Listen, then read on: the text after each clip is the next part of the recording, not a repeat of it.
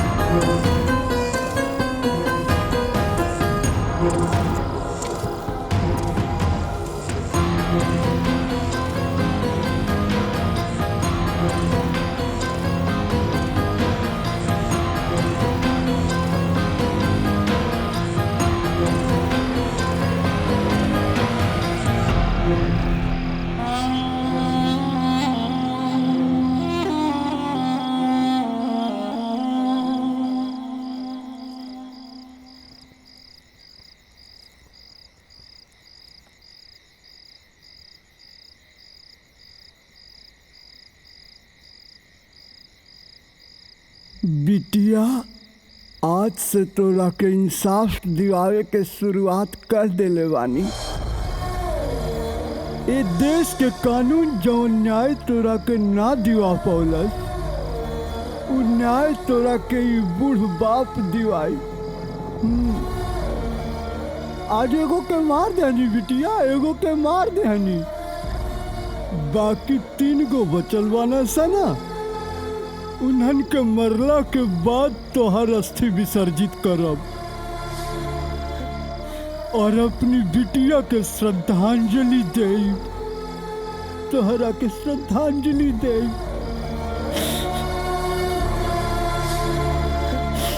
बिटिया हमार,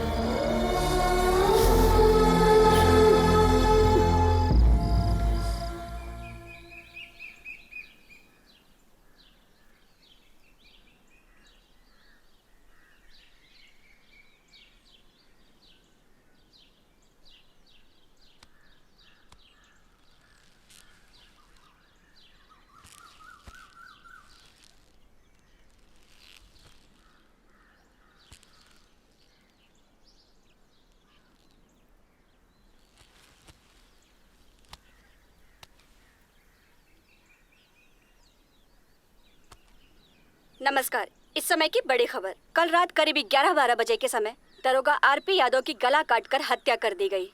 इस समय हम मौजूद हैं कैमरामैन समीर के साथ लखनऊ के जीटी रोड पर। आइए देखते हैं लाश की लाइव जांच पड़ताल और सबूतों की छानबीन, क्योंकि अभी तक ना कोई सबूत मिला है और ना ही सुराग।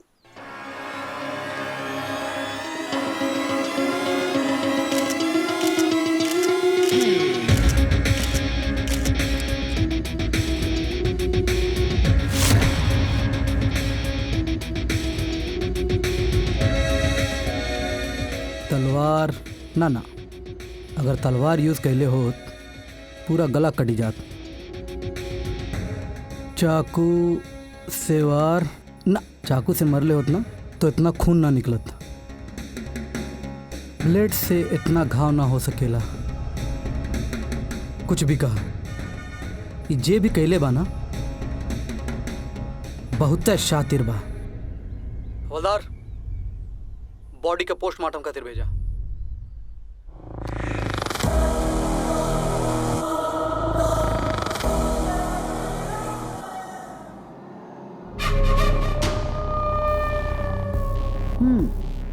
तो दरोगा आरपी यादव के खून हो गई। हाँ मैडम, अरे दरोगा यादव हमनी के बहुत खास आदमी रहलन हा और हमनी के हर टेढ़ा मेढ़ा काम में उनकर पूरा सहयोग रहत रहल हा। तो के का बुझाता रंजीत, ये हत्या के पीछे केकर हाथ हो सकेला? मैडम हमरा के तो लागत है कि हत्या के तार वो अदालत वाला केस से जुड़ल बा। अदालत वाली केस? अरे मैडम, वो लड़की के बाप जिंदे नु बा अभी। गांव के गंवार आदमी, ओकरे पास ऐसन गुर्दा कहाँ बा जवन हत्या जैसन संगीन जुर्म कर सकेला। ओकर तो आधा शरीर में खुदे लकवा मरले बा। वो तो अपने जिंदगी के खुदे मोहताज बा। वो दूसरा के जिंदगी कैसे ले सकेला?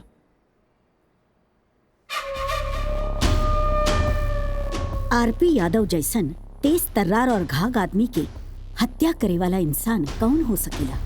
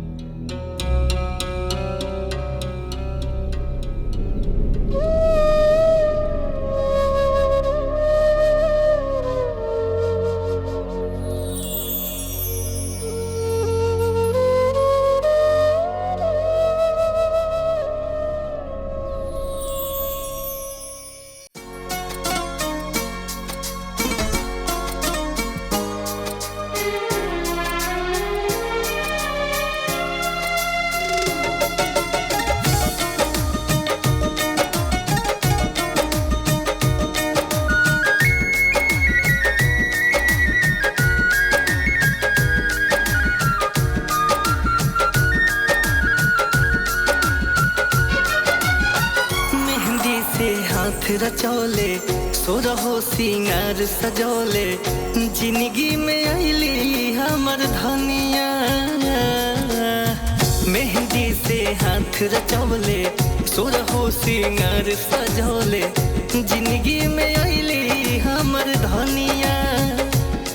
ए जान कहीं जाके छुप जा बड़ी, तोहरा से नीक मोर कनिया।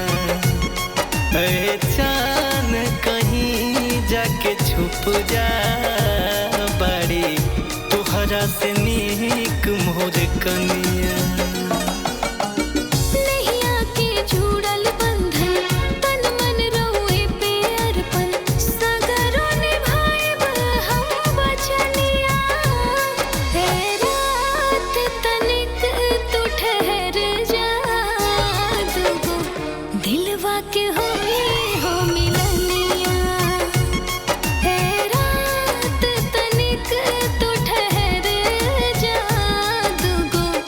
दिल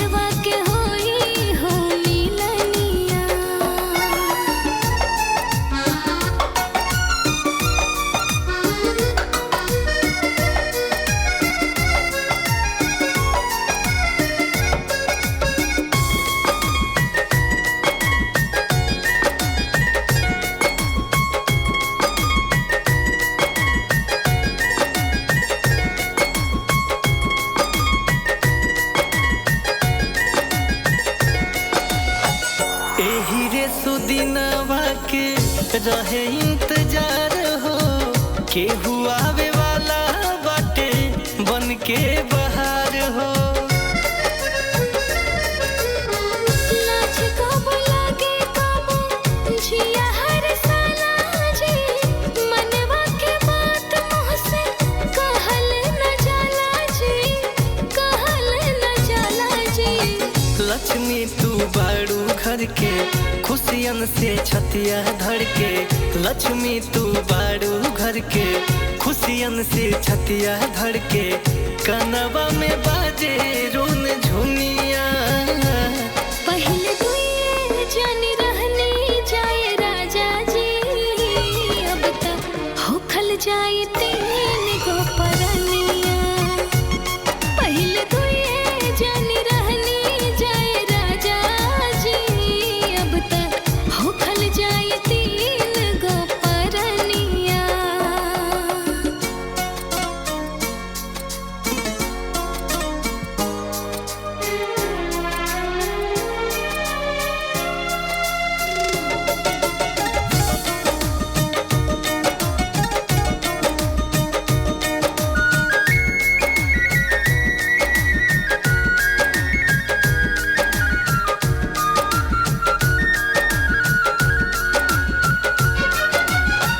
अंगना में सोहर होई दुबारा बधैया, बाबूजी कहाइब हम तू बन जइबू मैया। हाँ, कोरवा उठाइब चंदा मामा के बुलाइब, स्वर्ग के सुख अपना अचरा में पाइब, अचरा में पाइब। जिंदगी उजियार तू कैलू, निहिया से घर गम कैलू। जिंदगी उजियार तू कैलू, निहिया से घर गम कैलू। साँचों में बदल दिहलू दुनिया। एहसान तू इतना ले कैलू के कैसे चुकाएब सजनिया। एहसान तू इतना ले कैलू के कैसे चुकाएब सजनिया।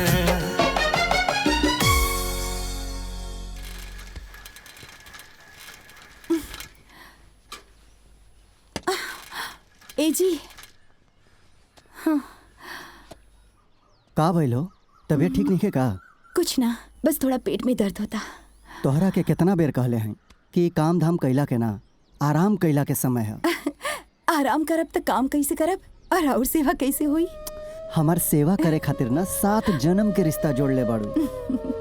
तोहरा के हाल में छोड़ के ना काम पर जाए के मन ना करेला, पर जिम्मेदारी के बोझ इतना बा कि जाए के पड़ी। आपन और हमरे बच्चा के ख्याल रखियो। अब जाई, इमोशनल मत करी। जाए हाँ। चल हम जल्दी आ जाए। हाँ, ख्याल रखे आपन।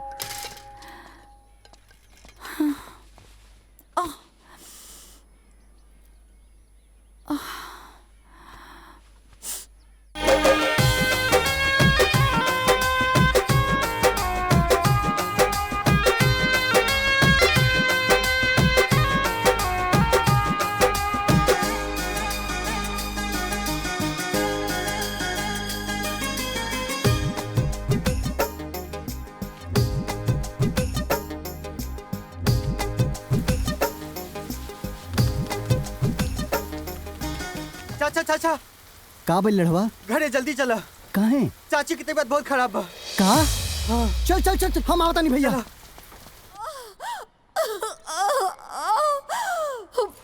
ए बिटिया, हिम्मत मत करा, आराम से।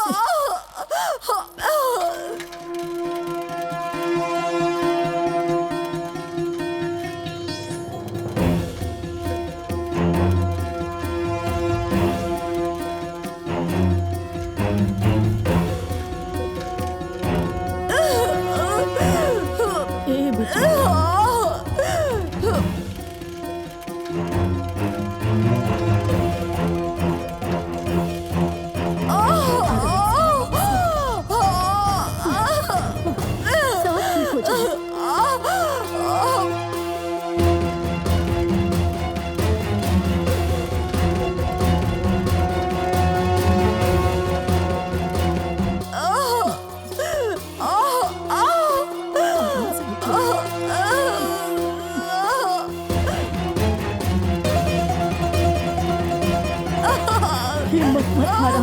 कोशिश करा। ए दुल्हन, हिम्मत से काम ला। हिम्मत हार जाइबू तो परेशानी बढ़ जाए।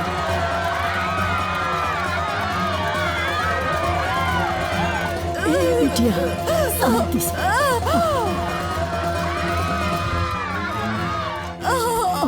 आराम से।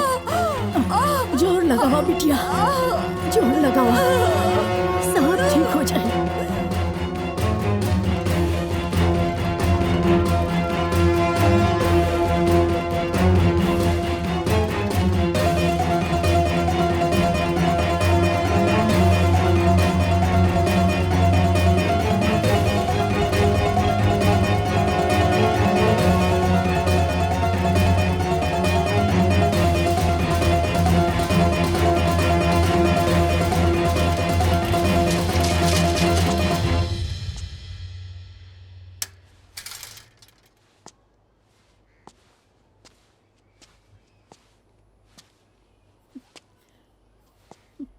ई का हो गेल बेटा शंकर?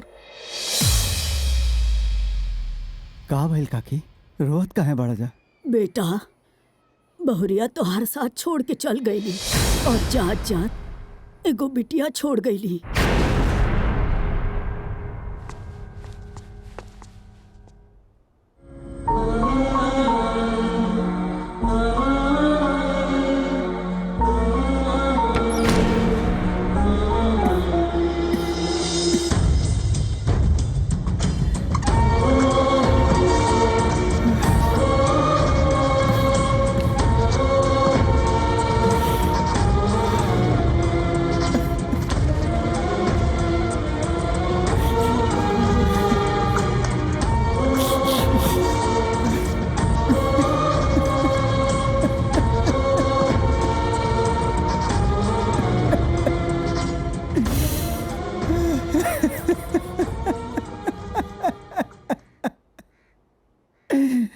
अरे यार, 7 जन्म ले साथ निभावे के वादा कैले रहलू हा। एको जन्म भी ठीक से ना निभा पाउलू। ऐसे के जाला? हाँ? के जाला ऐसे छोड़ के? अब तो हर शंकर कैसे रहिए गौरी, कैसे रहिए?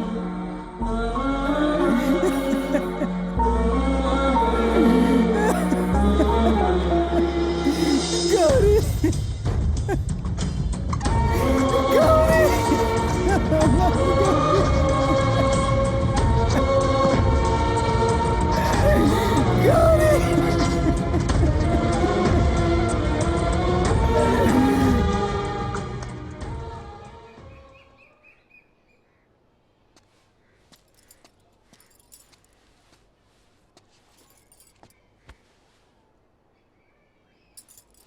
ए बेटा, कब तक ई तरी उदास बैठल रहबा?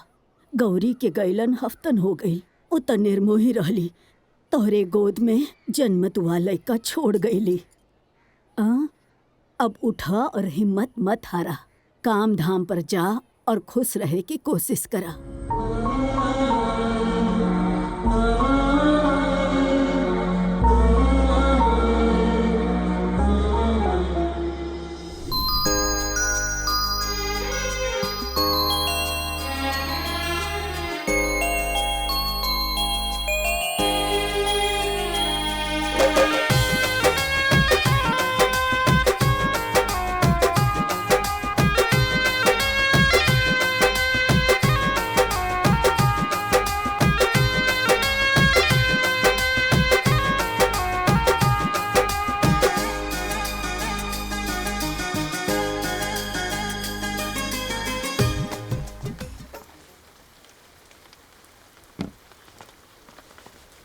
कहाँ रहला हम मर्दे? 5-7-10 दिन से तोहार दुकानिया बंद रहल है। हाँ भैया, वो परिवार में अनहोनी हो गई वाला। हाँ, सुनने रहनी। भैया, हमार बिटिया बुखाइल बिया, तनी दूध पियो ले आई। आराम से पियाला भाई, एकरे खातिर तो आदमी सब काम धाम करता रही। जी ठीक ना, लेकिन आज के औलादी कुल नहीं समझता नहीं सन। अब ठीक बा भैया, आवा था। हाँ हाँ। बिटिया हमार बुखाइल बिया, ला दूध पिला ला।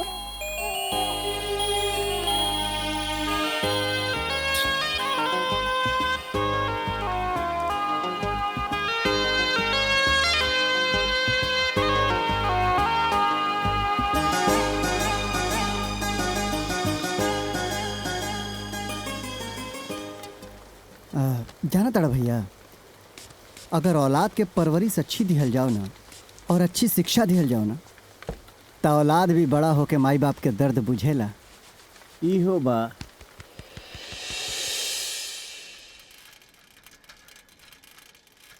अरे काकी, ठीक बाड़ू? हाँ ठीक बानी। ठीक बा। ए बेटा, तोहरे आगे पहाड़ जैसन जिंदगी पड़ल बिया। जिए खातिर कदम कदम पर अग्नि परीक्षा देवे के बा। चूल्हा चौका, घर दुआर दुकान, और ऊपर से ही मासूम बच्ची कैसे संभरबा। हमार बात माना तो दूसर ब्याह कर ला। काकी, हम बियाह क के अपना घर खातिर घरनी त लेके आ जाए, पर हमरी बिटिया के माई मिली कि ना ओकर गारंटी नहीं है।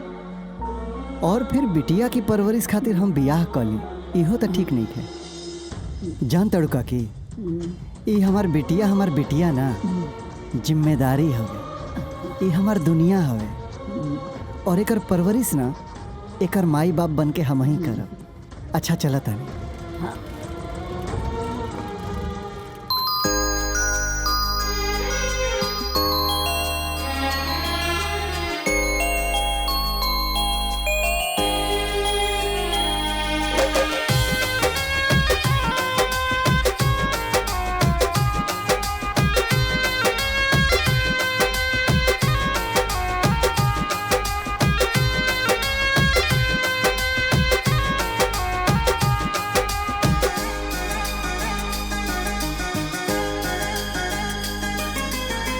बहुते भाग से पौले बानी बाबूनी हो, मैले खाया चरा में छुपौले बानी बाबूनी हो।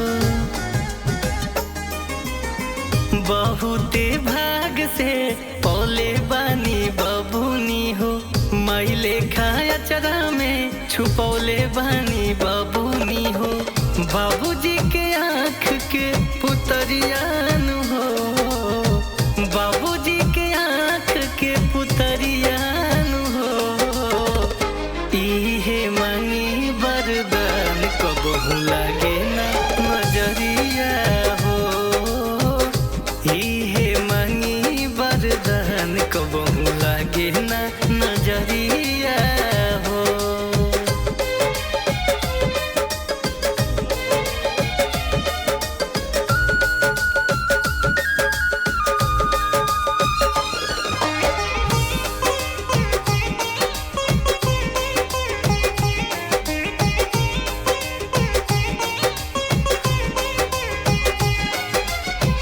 अखिया से ओझल कबहू हो के ना देब हो, दुनिया के दुखबा अपना पलेब हो। अखिया से ओझल कबहू हो के ना देब हो, दुनिया के दुखबा सब अपने पलेब हो।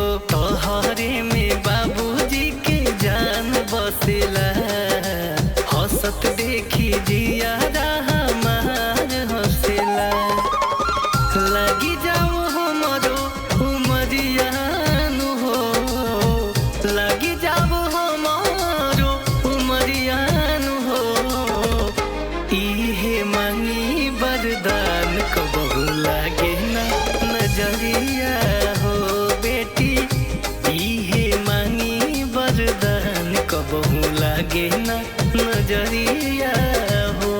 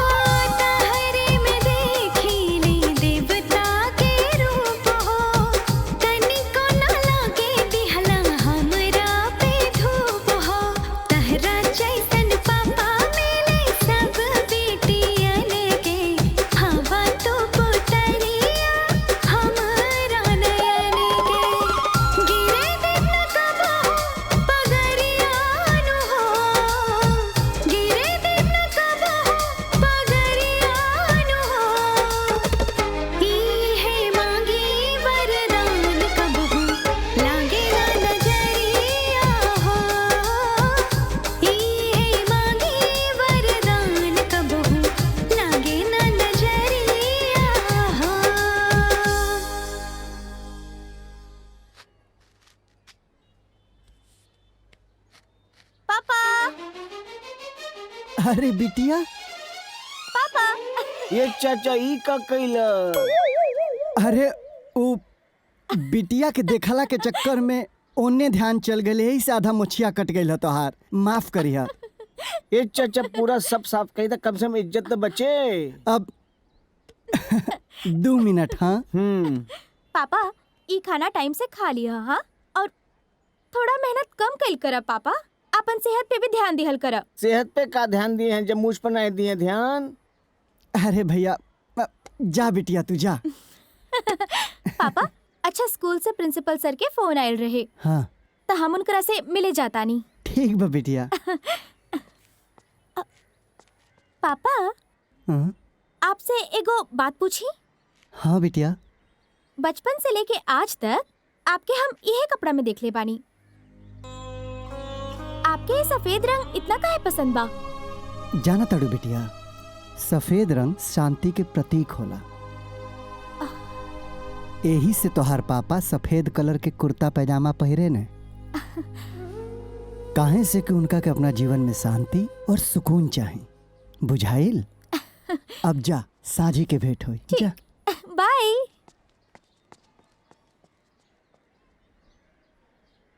आवा तोहरो मुछिया छील दें। हाँ हाँ, इज्जत बचा ला। May I come in, sir? Yes, come in. Be seated. Thank you, sir. Congratulations, Priya. Thank you, sir. तुमने हर साल की तरह इस साल भी टॉप किया है। पूरा विद्यालय परिवार अपने आप को गौरवान्वित महसूस कर रहा है। I really proud of you, Priya. Thank you, sir. Thank you so much. तुम्हारे लिए गोल्डन चांस आया है। वो क्या सर? लखनऊ मेडिकल कॉलेज से तुम्हारे एडमिशन का ऑफर आया है। मैं चाहता हूं कि तुम इसे अपने हाथ से जाने मत देना और अपना एडमिशन वहां करा लो।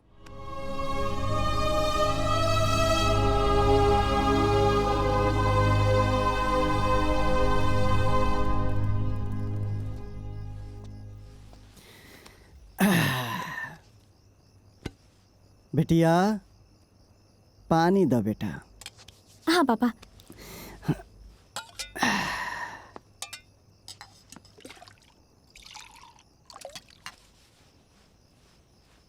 ली। पापा आज हम बहुत खुश बानी, आपके एगो खुशखबरी देवे के बा। ओ का? पापा 12वीं के परीक्षा में हम टॉप आइल बानी। का? हाँ पापा, और साथ ही साथ लखनऊ के मेडिकल कॉलेज से हमरा के पढ़ाई के ऑफर भी आइल बा, पर हम प्रिंसिपल साहब के साफ साफ मना कर देनी कि हम ना जाए। अरे हम तोहरा के पढ़ा लिखा के बड़का डॉक्टर बनावल चाहतानी, इहे तो हमार सपना बा, और तोहरा के मौका मिलता तो तू मना कर देलू ह। हाँ पापा, पर हम आपके अकेला छोड़ के कहीं ना जाए। प्रिया, कुछ पावे खातिर ना कुछ खोवे के पड़ेला, और वैसे भी हम अकेले कहाँ बानी। जब तू कमा उमा के बड़का डॉक्टर बन के इतना पैसा कमाइबू ना, तब बढ़िया नौकर चाकर गाड़ी बंगला हो जाए, और फिर वो बंगला में हम महाराजा नियन रहब। हाँ। ओ हमरे प्यारे पापा, मेडिकल के पढ़ाई खातिर बहुत पैसा लागेला वहाँ, कहाँ से इंतजाम करब? बिटिया, अरे आपन 10 कट्ठा खेत बा ना, वो कौने दिन रात खातिर काम में आई, ओके बेच दे, पैसा ले आके तोहरा के पढ़ाई लिखाई कराए। हाँ, अरे तू पढ़ाई लिखाई के बारे में सोच, पैसा के बारे में ना। पैसा खातिर तोहर पापा बाना ना। हाँ, तू गईले के तैयारी कर। पापा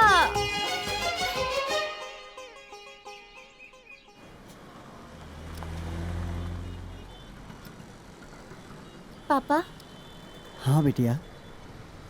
खाना पीना सब टाइम टाइम से खा ली हल करी हा। बिटिया, हम खाना पीना सब टाइम से खा ले, तू बस अपना पढ़ाई पर ध्यान दे, अपना कामयाबी पर ध्यान दे, आप पढ़ के बड़का डॉक्टर बनिया। हाँ?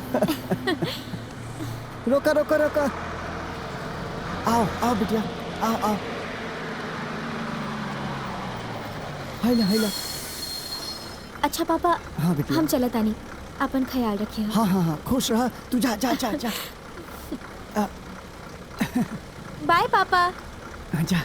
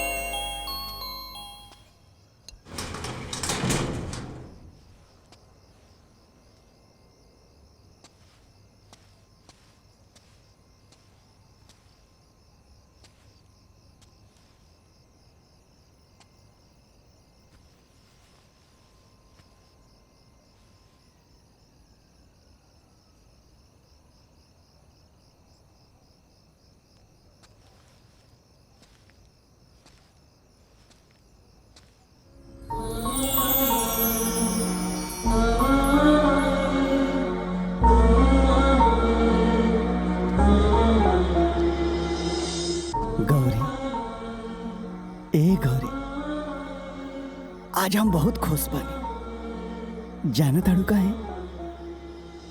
काहे से कि बिटिया के लखनऊ भेज के आवतानी पढ़े खातिर। हाँ,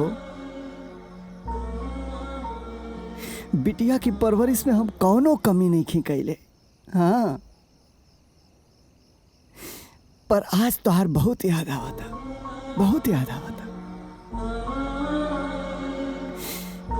गौरी, आज तू रहतू ना तब बूढ़ा बूढ़ी दोनों जनी बैठ के आपन सुख दुख बतियावती जा। आज तोहार बहुत याद आवता। खैर, जहां रहिया खुश रहिया।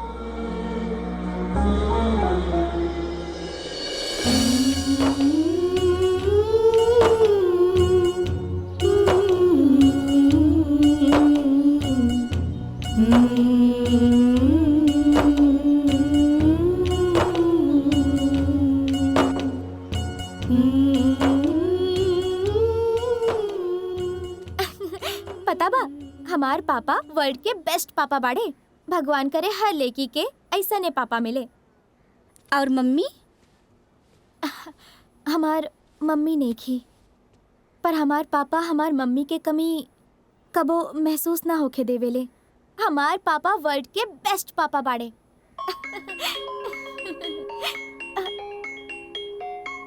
ये देखा, पापा के चर्चा कहनी और पापा के फोन भी आ गई। हेलो, प्रणाम पापा। अरे खुश रहा बिटिया, खुश रहा। ठीक से पहुंच गईलू ना हॉस्टल? हाँ पापा, हॉस्टल भी पहुंच गई नी और सामान भी सेट कर लेनी। और पता बा, यहाँ हमार प्यारी प्यारी सहेलियाँ भी बन गईली। ई तो बढ़िया भइल बिटिया। ना तो हम एजा सोच सोच के परेशान बानी कि अजनबी शहर बा हमार बिटिया कैसे रही अकेले। अच्छा ही बतावा, कॉलेज कैसे? पापा, कॉलेज तो हम कल से जाए। हाँ ठीक बा, अच्छे से पढ़ी हो, पढ़ लिख के बड़का डॉक्टराइन बनियो, है ना? ठीक बा पापा, प्रणाम। हाँ, खुश रहा, खुश रहा।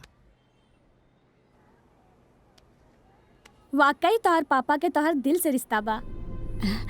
देखा, तू अपने पापा के याद कैलो और तुम्हारे पापा का फोन आ गई। लगता तुम्हारे पापा तुझसे बहुत प्यार करेले। हाँ यार, हमू हर सपना पूरा करब जौन सपना हमार पापा देख ले बाड़े। शंकर चाचा, प्रिया बहन कॉलेज पहुंच गई का? हाँ हो, कॉलेज भी पहुंच गईली, हॉस्टल में कमरा भी मिल गई और पढ़ाई भी शुरू हो गई। चला अच्छा बा, पढ़ लिख के बड़का नाम कमाई। अच्छा बा, बड़का डॉक्टर नहीं बनी। जाना तड़ा, हमहू कबो डॉक्टर बनल चाहत रहनी। परिवार के हालात ठीक ना रहे, रुपया पैसा ना रहे, तो डॉक्टर ना बन पाऊनी। यही से आज कैंची और कंघी लेके बाहर के ऑपरेशन करता नहीं। माइंड ब्लोइंग प्रिया, मतलब तहर जितना तारीफ कइल जाए कम बा। का दिमाग पहले बाड़ू। क्लास में प्रोफेसर साहब के सवाल के जवाब ऐसे देत रहलू है जैसे लागत रहा कि ऊ तोहरा स्टूडेंट हवन और तू उनकर प्रोफेसर हो। तारीफ खातिर शुक्रिया। वैसे तू भी बड़ा टैलेंटेड बड़ा। हाँ, तोरा से दोस्ती करके अच्छा लागल सूरज। हमरो वैसे एगो बात कही, तोहार शादी जौना लड़का से होई नु, वो लड़को तहार स्टूडेंट बन जाई और तुम्हें होकर प्रोफेसर बन जाइबू। नो नो नो, अभी कोई शादी नहीं, अभी कोई फैमिली टेंशन नहीं, ओनली पढ़ाई। और दोस्ती? ओके।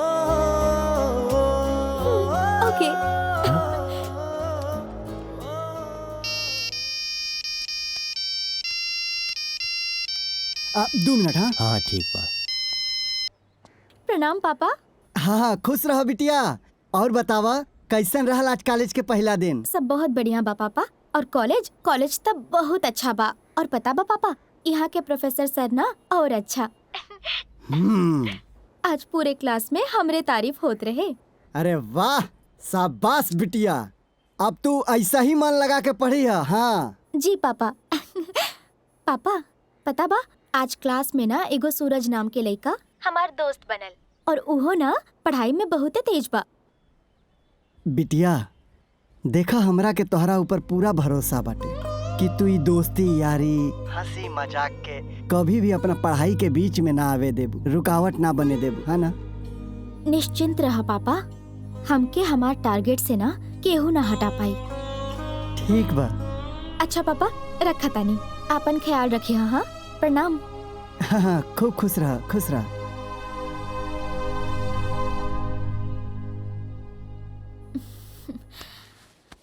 That is the muscle. बिल्कुल सही पढ़ लो। And then we have to define it in Let this. us hi define Priya. some. Hi Suraj. Hey Hey, hi. hi. हम तोहनी के कहाँ ना ढूंढली और तोहनी ऐजा बैठल बाड़ा। काहे? अरे यार, जब से तू सूरज से मिलल बाड़ू तब से तू हमनी के भुलाइए गईलू। ना ना, ऐसन कोनो बात नहीं खे। बस कॉलेज, हॉस्टल, प्रैक्टिकल ये सब में बस बहुत बिजी बानी। यही से टाइम ना मिल पा रहल बा। लेकिन आज कौनो बहाना ना चली। काहे? आज का भइल? भइल कुछ नहीं खे, आज हमार बर्थडे बा। Happy birthday, congratulations. Thank you. Happy birthday Gudiya. Thank you. लेकिन बस थैंक यू से काम ना चली, पार्टी रखले बानी और आवे के पड़ी। अच्छा चला, बाय। अब मुलाकात पार्टी में हुई। ठीक बा। पार्टी। तो सुना, आज अपन गुड़िया 21 साल के हो गई बड़ी और इनका जन्मदिन के उपलक्ष्य में हमनी सब कोई मिल के केक काटब। केक कटला के बाद एक दूसरा के केक खिलाइब और ओकरा बाद हमनी सब कोई अंताक्षरी खेलब। कोई कहीं जाई ना, ठीक बा? केक काटब गुड़िया, केक काटब। हैप्पी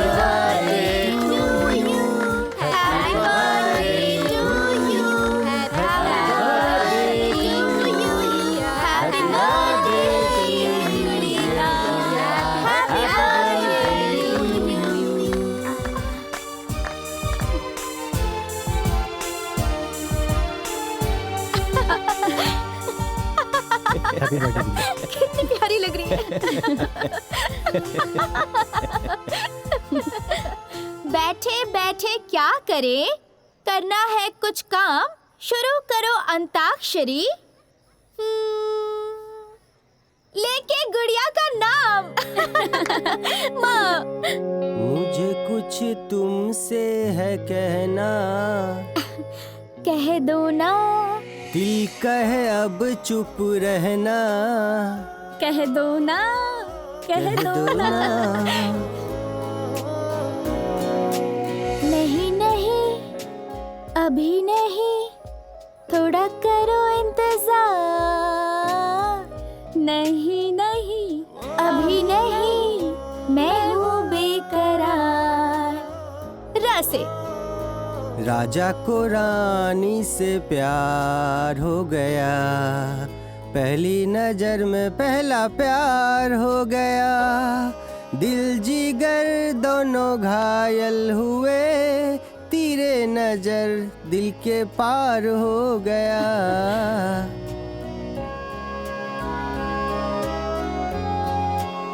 ये दिल तुम बिन कहीं लगता नहीं, हम क्या करें, तुम ही कह दो अब ऐ जाने वफा, हम क्या करें।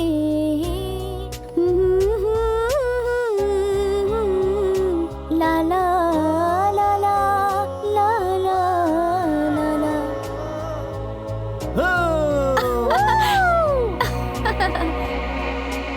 आज पार्टी में मजा आ गया। हाँ प्रिया, तोहरा से अपना मन के एगो हम बात कहे के चाहता नहीं। कहा ना। बुरा तो नानू मनबू? ना मानब। बुरा ना मनबू तो बोले।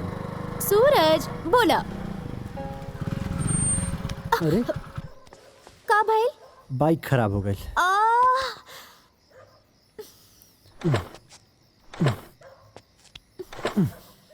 जल्दी स्टार्ट करो ना सूरज।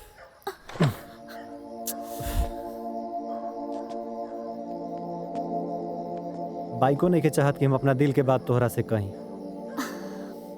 हमरा के मालूम बा तोहार दिल के बात, पर हमरा के ना हॉस्टल पहुँचे के बा। आधा घंटा में अगर हॉस्टल ना पहुँचनी ना तो हॉस्टल के गेट बंद हो जाए। आधा घंटे के अंदर ना हमनी पैदल चल के भी हॉस्टल में पहुंच जाए, है ना? पैदल इतना दूर? अरे तू चला तो सही, आधा घंटा में हमनी पहुंच जाए। चला, रास्ता में अपना दिल के बात भी हम कह देम तोरा से।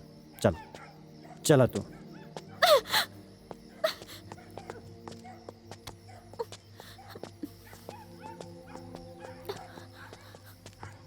सूरज चल, अब ज्यादा दूर नहीं खे, चला।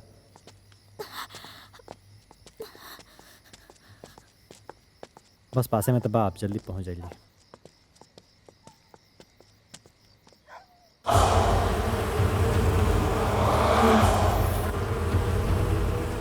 चला, अब पासे में पानी हमने। क्या हुआ मैडम, गाड़ी खराब हो गई है क्या?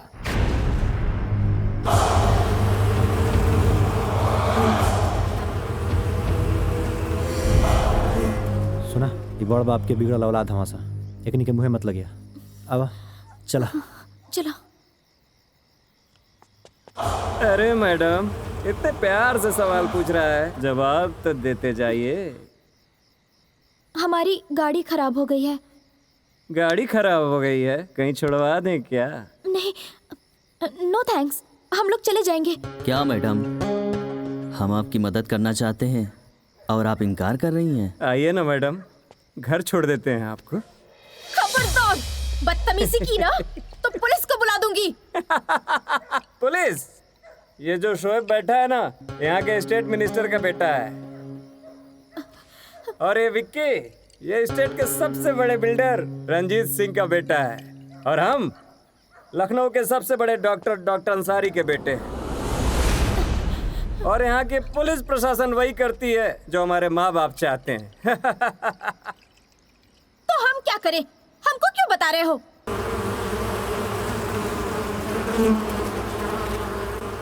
वो भी बताते हैं। ये क्या बदतमीजी है? ऐसे लड़की से क्या बात करेला?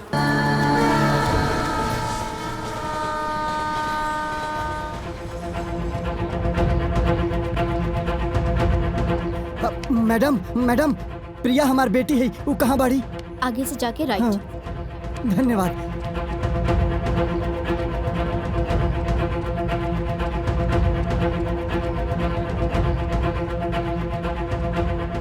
अब मैडम, वो प्रिया कहाँ बाड़ी? सर वहाँ पे है। जी कहीं आपके? प्रिया के पिता। हाँ। हम सूरज के पिता हैं, आई हमरा साथ। जी।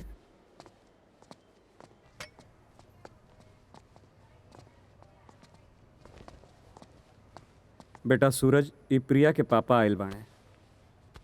सूरज, इकुल कैसे हो गई? कैसे भइल है इकुल? चाचा, वो दिन हम और प्रिया एगो दोस्त के बर्थडे पार्टी से वापस आवत रही। हाँ। ओकरा बाद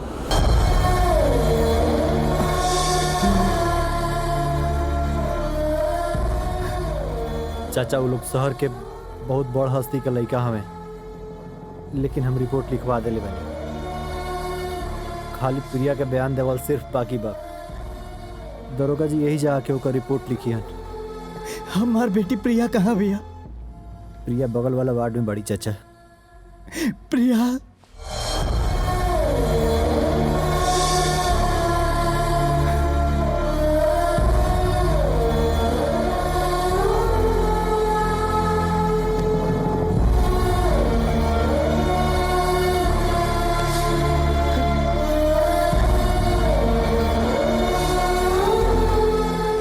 प्रिया, ए प्रिया, अरे का हो गए रे? देख न तो पापा आइल बना, कुछ बात कर पापा से। ए बेटा, पापा आइल बना रे तोर। ये कैसन दिन देखौला है भगवान, हे भगवान। बेटी पापा आइल बने, देख पापा, पापा से बात करना बेटा। हे बेटा, बेटा बात करना पापा से। प्रिया, हे प्रिया, हे प्रिया, संभालिए अपने आप के। अरे भाई साहब देखा था हमरे बिटिया के चिड़ै जैसन चौकत भेजल रहनी है, एजा जिंदा लाश बन गई बिया।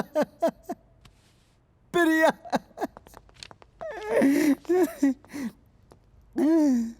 डॉक्टर, अब लड़की की हालत कैसन बा? हालत बहुत बुरी है इंस्पेक्टर। उन हैवानों ने दरिंदगी की सारी पराकाष्ठा को पार कर दिया है, और इस बेचारी के साथ उन्होंने बलात्कार तो किया ही, उसके साथ ही उन्होंने बोतल और सरिया भी डाल दिया। लड़की बयान देवे के काबिल कब तक हो जाएगी? कुछ कहा नहीं जा सकता, अभी वो कोमा में है। 3-4 महीने या साल भी लग सकते हैं।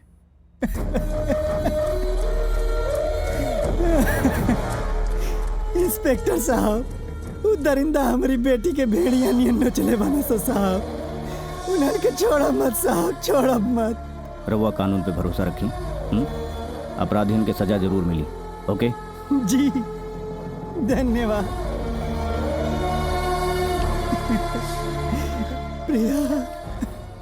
सर हमें बताइए, लड़की ने क्या बयान दिया है? क्या वो लड़की ठीक है अभी? फिलहाल लड़की ने कोई बयान नहीं दिया है क्योंकि वो कोमा में है। हाँ, हमने शक के बिना पे 3 लड़कों को शहर से गिरफ्तार किया है, जो शहर के 3 नामचीन हस्तियों के बेटे हैं। पुलिस अपनी तफ्तीश कर रही है। जैसे ही हमें कोई प्रॉपर जानकारी मिलती है, हम मीडिया के साथ उसे साझा करेंगे। ओके, थैंक यू। लेकिन सर बात का जवाब तो दीजिए। सर सवाल का जवाब देके जाइए। सर 1 मिनट सर।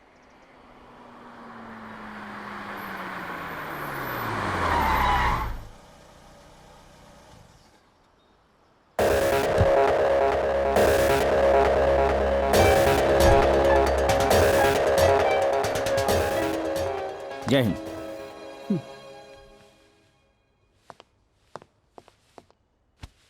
का खबर बा इंस्पेक्टर साहब? खबर तो बहुत बुरी बा मैडम। आप लोगन के लइका रेप जैसन क्राइम कैले बा, और सबूत के छोड़ के अपने पाँव पे खुदे कुल्हाड़ी मरले बा। वो लड़की फिलहाल तो कोमा में भी है, लेकिन कभी वो होश में आ सकेली। और वो लड़का सूरज, वो कोर्ट कचहरी पुलिस थाना कहीं भी गवाही देवे खातिर तैयार बा। कौनो रास्ता? रास्ता तो बहुत मुश्किल बा। काहे की बात मीडिया से लेके पब्लिक तक सबके पता चल गई बा। लड़की के बाप आप लोगन के लड़का के सजा दियावे के खातिर अदालत जाए के जिद पकड़ के बैठल बा। लड़की के बाप से मिलल चाहतानी, मीटिंग फिक्स करा। मैडम, आपके शहर में निकले के मतलब होला चप्पे चप्पे पे पुलिस के तैनाती। और मीडिया के अगर तनिको भनक लग गई तो बात के बतंगड़ हो जाई।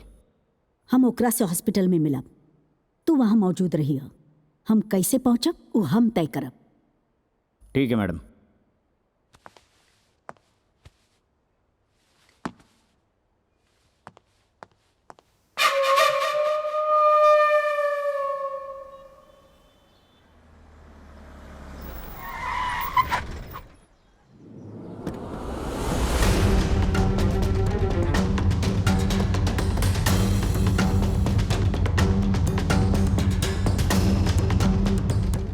पापा के परी तू, पापा के परी, पापा के परी तू, पापा के। रहुआ सबे के बानी? चाचा जी, आप हैं स्टेट होम मिनिस्टर बेगम फातिमा शेख, और आप हैं लखनऊ के सबसे बड़े डॉक्टर अंसारी, और आप शहर के एक बहुत बड़े बिल्डर रंजीत सिंह साहब।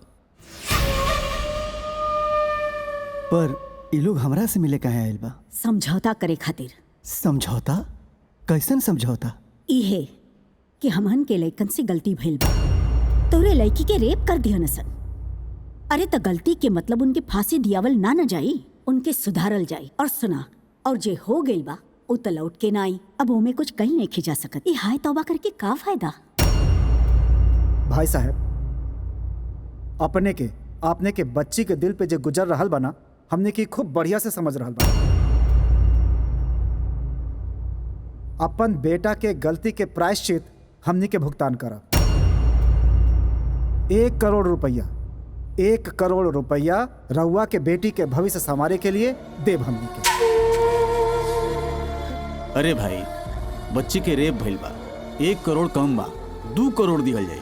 का हो, ठीक बा ना? अरे भाई, बच्ची के रेप 3 लोग कैले बा, 3 लोग मिलके गलती कैले बा, त 2 करोड़ ना 3 करोड़ रुपया मिली। 3 करोड़ रुपया ना बहुत बड़ा रकम होला। बाप बेटी की ना जिंदगी संवर जाई। कोर्ट कचहरी के झंझट छोड़ा, पैसा ला, केस वापस ले ला और लइकन के माफ करा।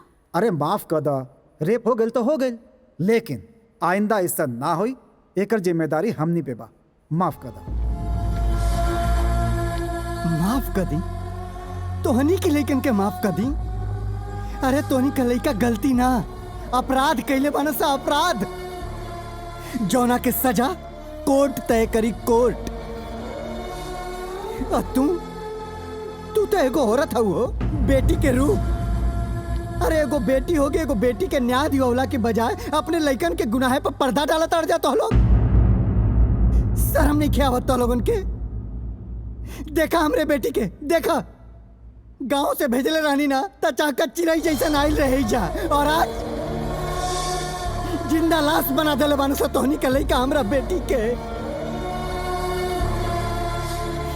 अगर प्राश्चित कल चाहता रहा ना तो कानून से अपना बेटा के सजा दिवावा सा, न तो हम कोर्ट में तोहनी के बच्चन के फांसी के सजा दिवा के दम ले। बड़ा ही बेवकूफ पड़ा। शायद तो के हमरे पावर के अंदाजा नहीं खे। यहाँ के कानून भी हमरे मर्जी से चलेला और प्रशासन भी हमरे इजाजत से सांस लेवेला। यहाँ के कोर्ट भी हम ही बानी और जज भी हम ही बानी, और फैसला उहे होला ना जौन हम चाहिला। अदालत जयबा जा, अब तोहार मुलाकात हमसे ना अदालत में हुई। अल्लाह हाफिज।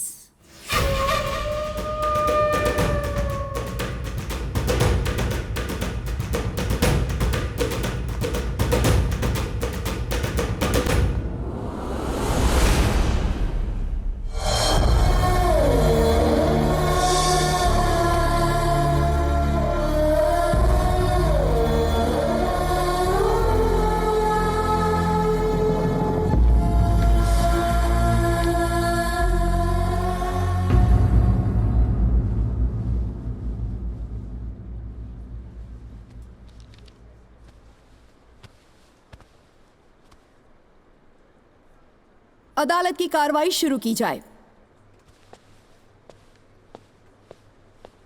Thank you my Lord. My Lord, आज इस इंसाफ के मंदिर में एक बेबस लाचार बाप खड़ा है जो अपनी झोली फैला के बेटी के लिए न्याय मांगने आया है। आज फिर इंसानियत शर्मसार हुई है। इस लड़की के साथ बहुत ही बेरहमी से बलात्कार किया गया और ये जिंदा लाश बन के रह गई। जब ये लड़की रोई, चिल्लाई, गिड़गिड़ाई, कानून की बात की, तब इन वहशी दरिंदों ने बहुत ही बेरहमी के साथ इसके शरीर में बियर की बोतलें तक डाल दी। जज साहब, यहां तक कि इसके शरीर में रॉड तक डाला और जिंदा तड़प के मरने के लिए सड़क पर छोड़ दिया।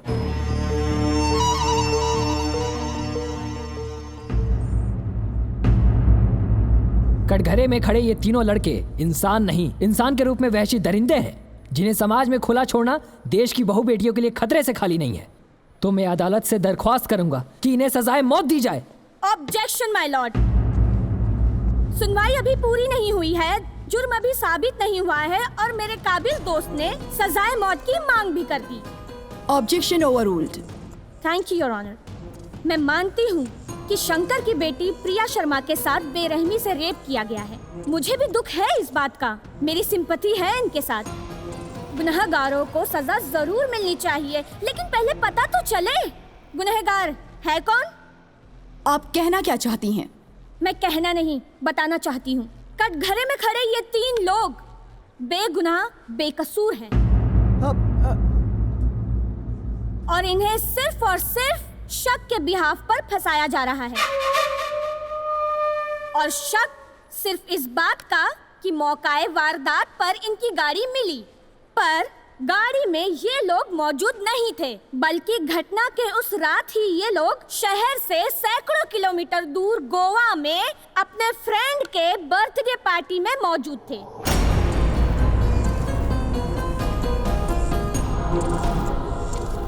ये रहे फ्लाइट के टिकट्स, होटल के बिल्स और पार्टी के फोटोग्राफ्स। ये लीजिए।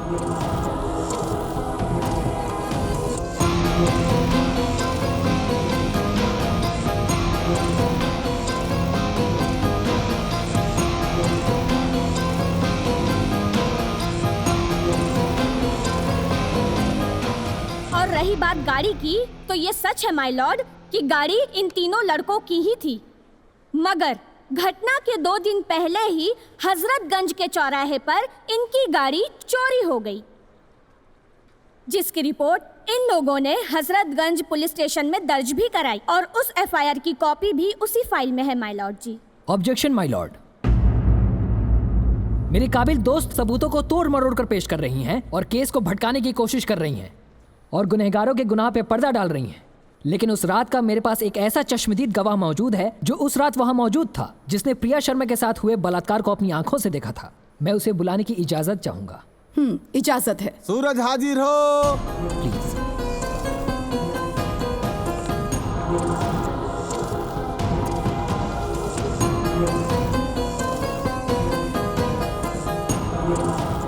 मैं गीता पे हाथ रख के कसम खाता हूँ, जो कहूँगा सच कहूँगा, सच के सिवा कुछ नहीं कहूँगा। हाँ तो मिस्टर सूरज, सबसे पहले मुझे ये बताइए कि आपके सर पे ये चोट के निशान कैसे आए? जी दरअसल उस रात कुछ अपराधियों ने धोखे से रॉड से मेरे सर के ऊपर वार कर दिया था। वार करने वाले का चेहरा आपने देखा है? जी। बोलिए मिस्टर सूरज, क्या इन्होंने ही आपके सर पर वार किया और प्रिया शर्मा का बलात्कार किया?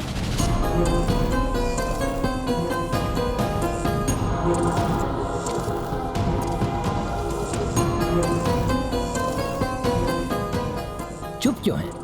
बताइए मिस्टर सूरज, बताइए इस अदालत को कि ये वही तीनों लड़के हैं। बताइए कि इन्होंने ही आपके सर पे मारा था और प्रिया शर्मा का रेप किया था। बोलिए मिस्टर सूरज, बोलिए।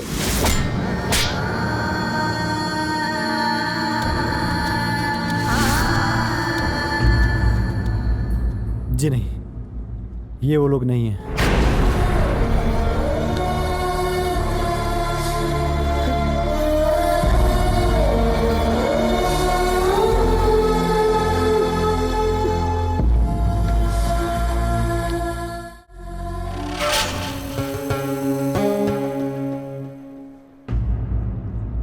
देखिए जज साहिबा, चश्मदीद गवाह ने भी हमारे मुवक्किलों को पहचानने से इनकार कर दिया।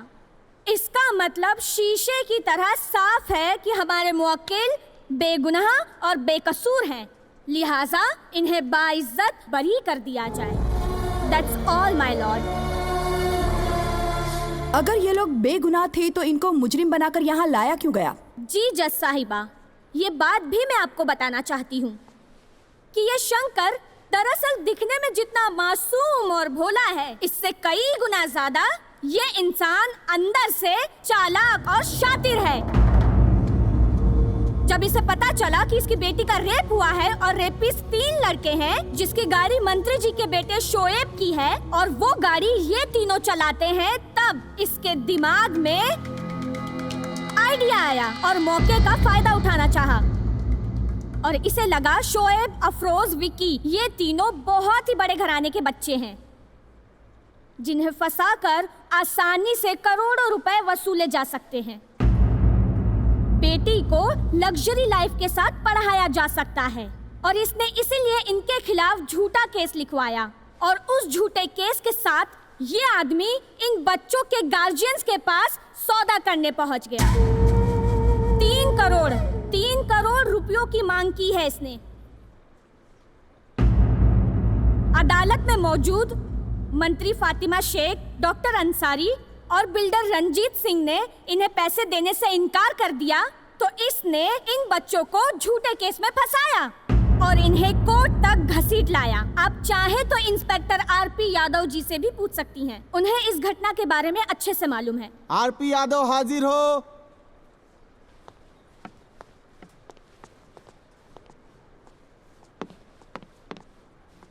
यस मिलॉर्ड, वकील साहबा सही कह रही हैं। हमने कई बार इसको समझाने की कोशिश की, मगर इसने हमारी बात नहीं मानी और नतीजा आपके सामने है।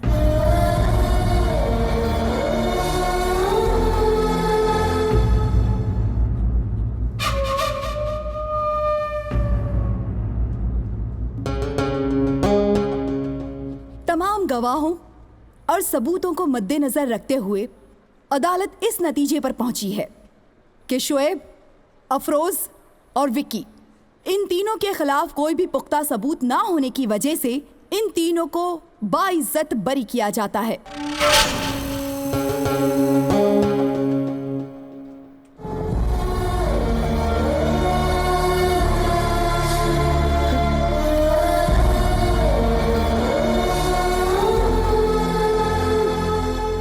और पुलिस को हुक्म दिया जाता है कि असली मुजरिम को पकड़ें और कोर्ट में पेश करें पुख्ता सबूतों के साथ। द कोर्ट इज एडजर्न्ड।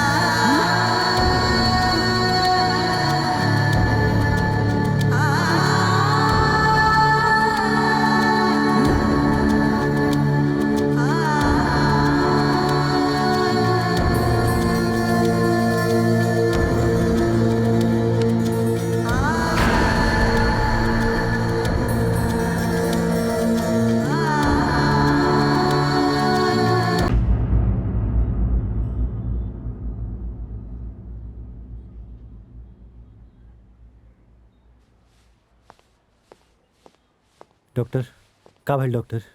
भाई ऐसा लगता है कि ईश्वर ने तुम्हारी प्रार्थना स्वीकार कर ली है। आज पूरे 10 दिन बाद वो होश में आए हैं, मगर का डॉक्टर? बहुत बड़ा अटैक था। सदमे से ब्रेन की एक नस दब गई है, जिससे उनके आधे शरीर को लकवा मार गया है। अगर तुम चाहो तो जाकर उनसे मिल सकते हो। ठीक बा डॉक्टर।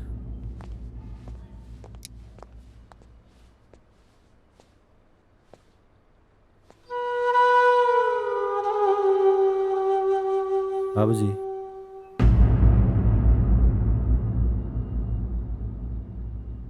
अब यहाँ का करे अइला?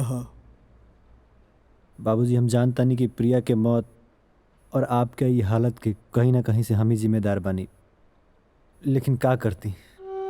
वो दरोगा आरपी यादव और मंत्री के गुंडा लोग हमारा मतारी बाप के किडनैप कर ले रहे। अगर हम कोर्ट में झूठा गवाही ना देती तो वो लोग हमारा मतारी बाप के जान से मार दी। बाबूजी, एगो लड़की जवना से चंद दिन पहले हमार दोस्ती भइल रहे, जान पहचान भइल रहे, दूसर का तरफ हमार बाप मातारी रहे, जे हमरा के जन्म देहलस, पललस, पोसलस। बाबूजी, हम का करती? आप ही बताएं कि वो समय हम का करती? सूरज, हमरा के तहरा से कौनो गिला शिकवा नहीं खे। तहरा जगह अगर कौनो औरी रही कर रहित ना तो उहे कैले रही जान तू कैला। हमके तरफ से कौनो तकलीफ नहीं खे। वो समय तो हम मजबूर रही बाबूजी, लेकिन अब हमरा सामने कोनो मजबूरी नहीं खे। अब हम सच्चाई के साथ देवे खातिर तैयार बनी, लेकिन अब हम प्रिया के इंसाफ दिला के रह। ना सूरज ना, अभी जंग तोहार ना हमार बाटे। हम सजा देब अपना बेटी के कातिलन के, हम बनब दंड नायक और अपना बेटी के साथे गलत करे वालन के सजाए मौत दे, सजाए मौत। तू जा और एगो अच्छा बेटा बन के अपने माई बाप के सेवा कर। जा जा सूरज जा। धर्म संस्थापनार्थाय संभवामि युगे युगे।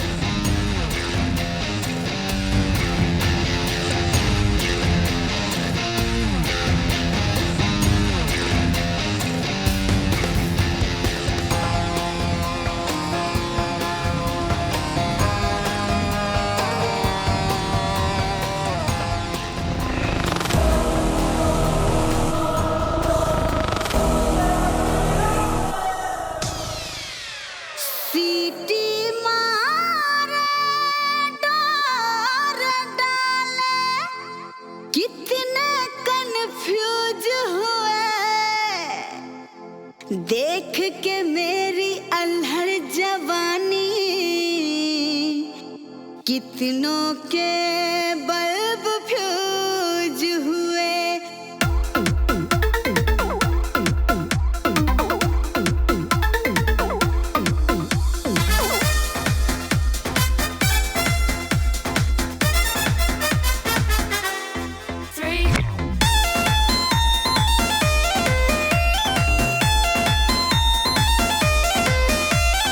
आँखों में सुरमा लगाई हूँ, होठों पे रंगत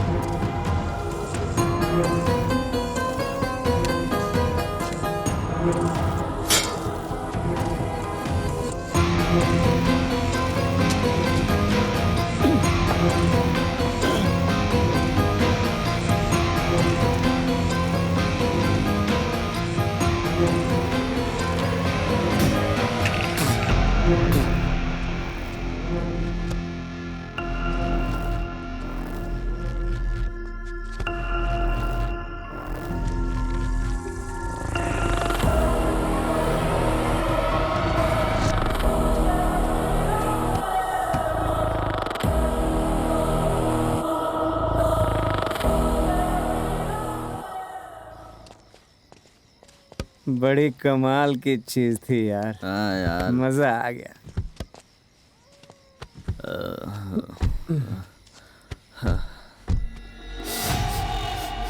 यार मैं कैसी? कुछ नहीं यार, गाड़ी चलाओ। ठीक है।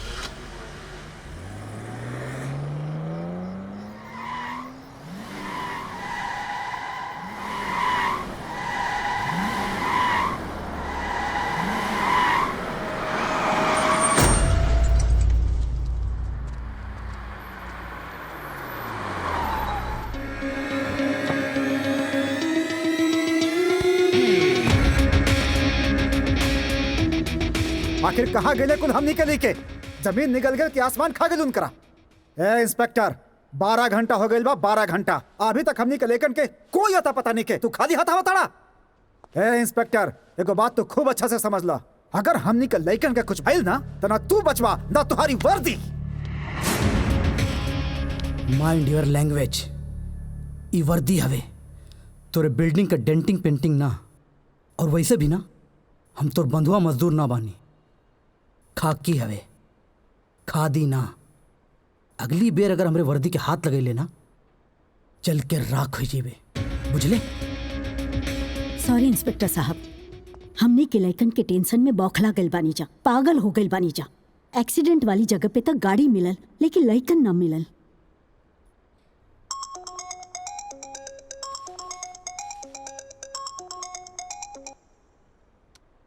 हेलो, ये बोला था? पहले स्पीकर ऑन कर। स्पीकर ऑन कर देनी, बतावा क्या बोला था? ये बोला तानी इम्पोर्टेंट नहीं थे, का बोला तानी इम्पोर्टेंट बा। अभी तक तो पूरा लखनऊ शहर के साथ साथ तोनियो तीनों के पता चल गई होई कि तोनी के लड़का किडनैप हो गई बानो से। तबे ना इंस्पेक्टर साहब तोनी के घरे आइल बानो। तो सुन, तोनी तीनों के लड़कन के हम किडनैप कैले बानी। के बोला था? दंडनायक। कौन दंडनायक? एगो मरल बेटी के लाचार बाप, जवन अपना मरल बेटी के इंसाफ दिवावे के शुरुआत कर देले बा। कहाँ से बोला था? अरे डॉक्टर, अपना बिल्डर दोस्त और मंत्री महोदय के साथ का कहले रहले कि लखनऊ में पत्ता भी हिलेला तो तोनी के मर्जी से हिलेला।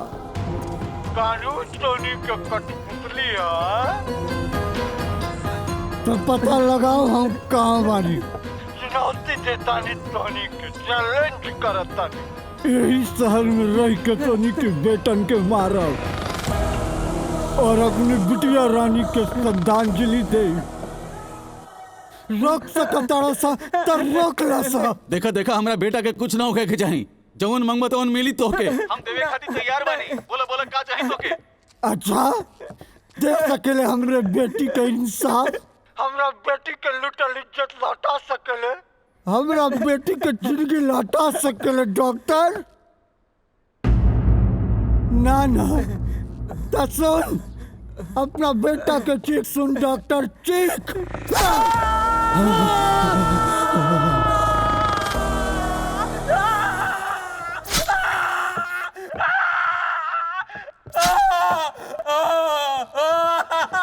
बेटा अफरोज, का भाई तो के बेटा का भाई? भाई नहीं खे, होखे वाला बाटे। डॉक्टर हम तोरा बेटा के एगो सुई लगावे जाता नहीं। ए सुई से तोर बेटा 20 से 25 मिनट जिंदा रही। त तोरा लगे तोरा बेटा के बचावे खातिर मात्र 20 से 25 मिनट बा। पर अफसोस कितने अपना बेटा से 45 से 50 मिनट की दूरी पर पड़े। डॉक्टर मानस सिटी के पीछे वाला निर्माणाधीन बिल्डिंग में तोरा बेटा के रखले बानी। तोरा बेटा के जनाजा उठावे के तैयार हो जो, और अगर बचा सकता है तो बचा ले। डॉक्टर हवे ना? देखा हमरा बेटा के कुछ मत करिहा।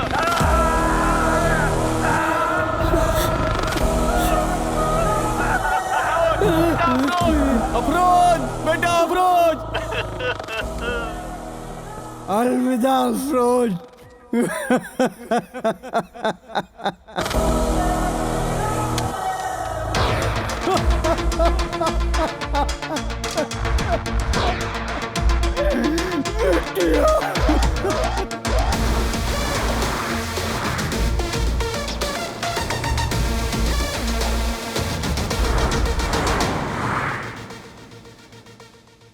कोर्ट कचहरी न्याय किया ना थाना पुलिस न सुना गुहार, जला कलेजा एक बाप का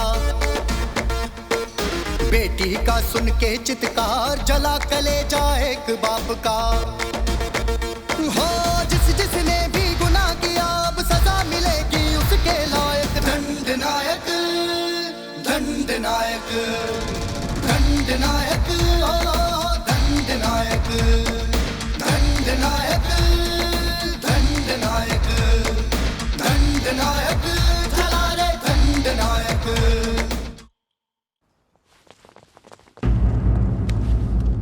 अफरोज बेटा अफरोज उठ जा बेटा, खुदा के वास्ते उठ जा बेटा अफरोज।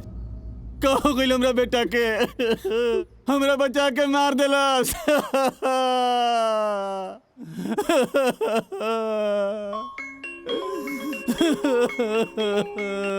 Hello hello.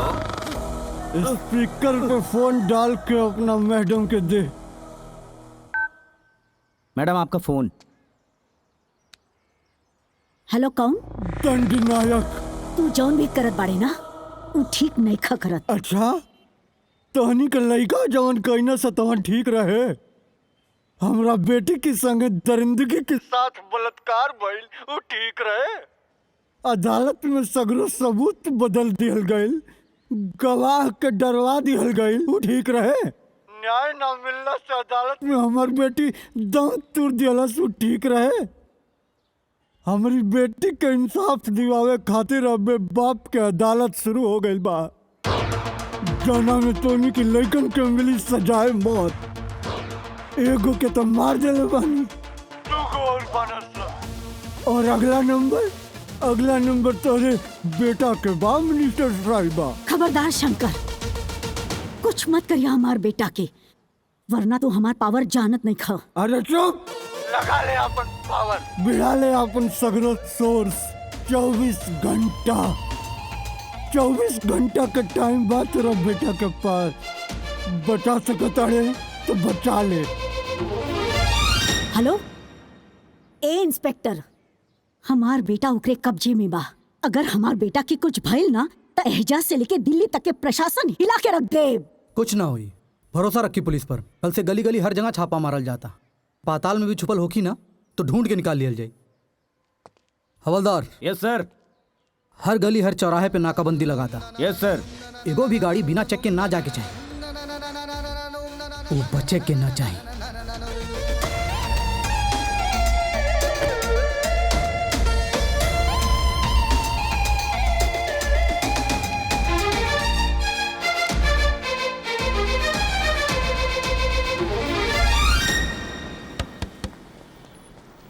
सारा सिस्टम हिला दिया है, हो ना को पानी पिला दिया है। हो सारा सिस्टम हिला दिया है, ना को पानी पिला दिया है। खादी सब टेंशन में पंजा मौत से लड़ा लिया है। थर थर कांपे अत्याचारी दंडनायक दंडनायक ओ दंडनायक दंडनायक दंडनायक दंडनायक चला रे दंडनायक। बिटिया, तोरा पवित्र शरीर के अपना नापाक हाथ से छुए वाला ये गौरी दरिंदा के हम मार दहनी। दूगो और बचल बने सा, हाँ उन्हें के मार दे। उन्हें के ना तो प्रशासन के पावर बचा पाई ना कानून के जान। ई तोरे पापा के तोहरा से वादा बा बिटिया, वादा बा। कल से हर जगह नाकाबंदी लगा दिया गिल बा और जगह जगह पे छापामारी भी होता। का फायदा इंस्पेक्टर, का फायदा जब अभी लेना हमने के लड़का मिलल ना मुजरिम गिरफ्तार भइल। अरे एक अदना सा अपाहिज बूढ़ा कानून के छाती पर चढ़ के तांडव कर रहल बा, तांडव। चारों तरफ खून के होली खेल रहल बा। तू और तोहर पूरा डिपार्टमेंट असहाय होके तमाशा देख रहल बाड़ा। 24 घंटा के चैलेंज दिले रहल, जौन खत्म हो गई। का भाई, कहाँ बा हमार बेटा और कहाँ बा वो कातिल? अरे मिलल हमार बेटा, अब मिलल वो मुजरिम।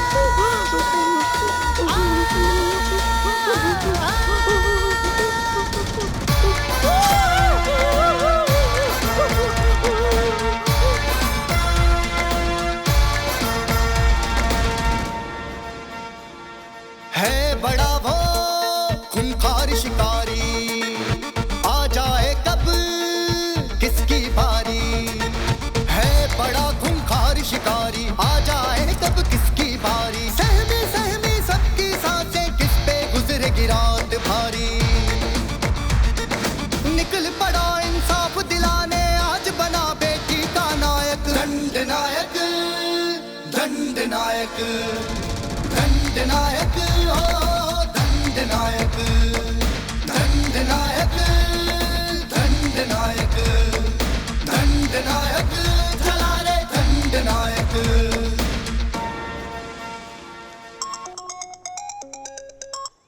हेलो, बरखुरदार फिर से मोबाइल स्पीकर पर रख के अपना मैडम से बात कर रहा हूँ। मैडम आपका फोन। हेलो, कौन? दंडनायक। का मैडम, दीपक तले अंधेरा सुनले रहनी है, लेकिन आज तो हम देख लेनी। पूरा शहर के गली गली चप्पा चप्पा पर पुलिस बैठा देलू। तनी अपनी घर में बैठा देले रहतू मैडम, तो आज तोहार बेटा जिंदा रहित। का मतलब बा तोहार? मतलब ही कि अपना छत पर जाके देखा, तोरे लड़का के लाश तोहार इंतजार करता। जा जा अपना बेटा के जनाजा उठावा। पहले हमार बेटा।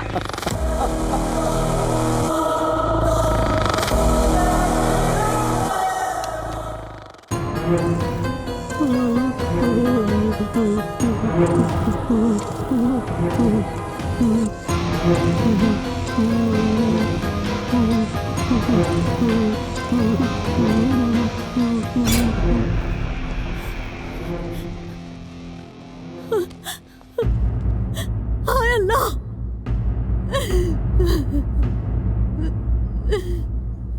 शोएब, आय अल्लाह, हमार बेटा के मार देला जालिम। इंस्पेक्टर, हमरा बेटा के कातिल चाहिए, जिंदा या मुर्दा। 24 घंटा के अंदर हमरा सामने होकर सर चाहिए, वरना हम तोरे पूरे डिपार्टमेंट के ना वर्दी उतरवा दे। मैडम, ये हमार वर्दी हवे, रउआ के पार्टी के झंडा ना, जब चाहे चढ़ा देबू और जब चाहे उतार देबू। और रहल बात पुलिस के, वो अपन काम ईमानदारी से करता। हवलदार, देखत का बाड़ा, एकरा खोला, पोस्टमार्टम खातिर भेजा।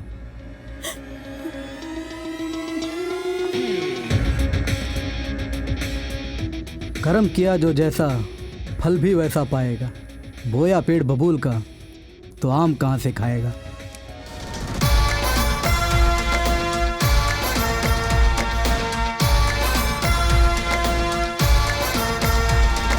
दंडनायक हो दंडनायक, दंडनायक, दंडनायक, दंडनायक, चला रे दंडनायक। आज की ताजा खबर, आज की ताजा खबर, आज की ताजा खबर। फातिमा शेख के बेटे की कलाई काटकर हत्या, दंडनायक ने उसे अपने हाथों से मारा। भाई ये दंडनायक कौन है? ई तो हमहू नहीं की जानत, लेकिन ई उहे हो जेकरी बेटी के रेप भइल रहे।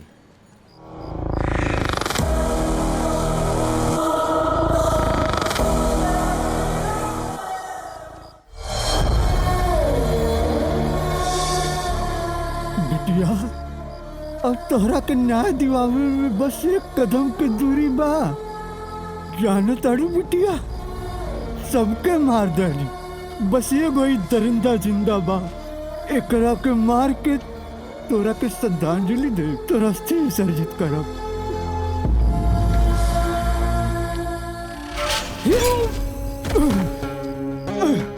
बुढ़ा, हमरा के मर पे ते जानत नहीं कि हम के बानी।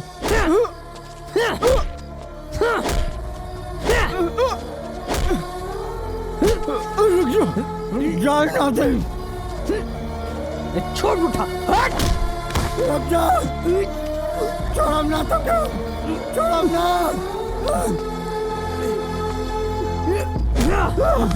जान ना दे, रुक जा, ना छोड़म, जान छोड़म ना तो क्या,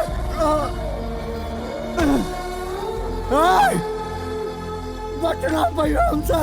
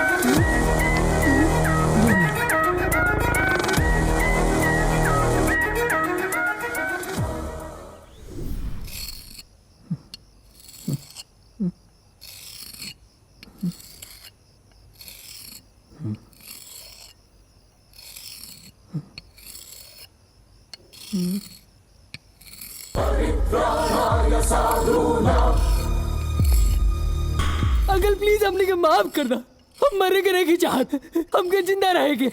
हम ऐसी गलती कबो ना करब अंकल, हम तो उसे वादा करता नहीं। तोरा के काला गल, तू हमसे बच के भाग जाइबे, अपना मौत से बच के भाग जाइबे। अरे टोनी के मौत के फरमान पर तो मोहिदीन ने दस्तखत कर दिले रहली जैया टोनी की वजह से हमार बेटी अदालत में दम तोड़ले रहे। हम अदालत में सबको सच बतावे खातिर तैयार बनी अंकल। हम कानून के सामने अपन गुनाह कबूल करब। हमके छोड़ दी अंकल प्लीज। हमके एक मौका दे दी अंकल।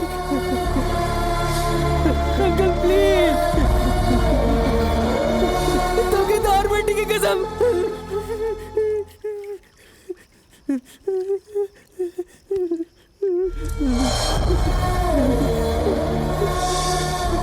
बेटी के कसम देख के ते हमरा के रोक देले, लेकिन एगो बात याद रखी है कि तोरा मौत और हमरा उस तरह के बीच में मात्र 1 इंच के दूरी बा जौन हमेशा रही।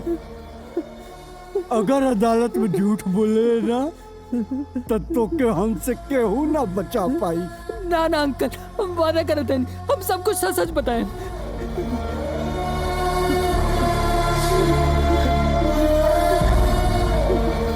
मिस्टर मैडम, हम चुप लेके बैठल बानी। वो मुजरिम को पकड़े खातिर दिन रात एक के दिल बानी। जगह जगह पे नाकाबंदी, छापामारी सब करवा देले बानी।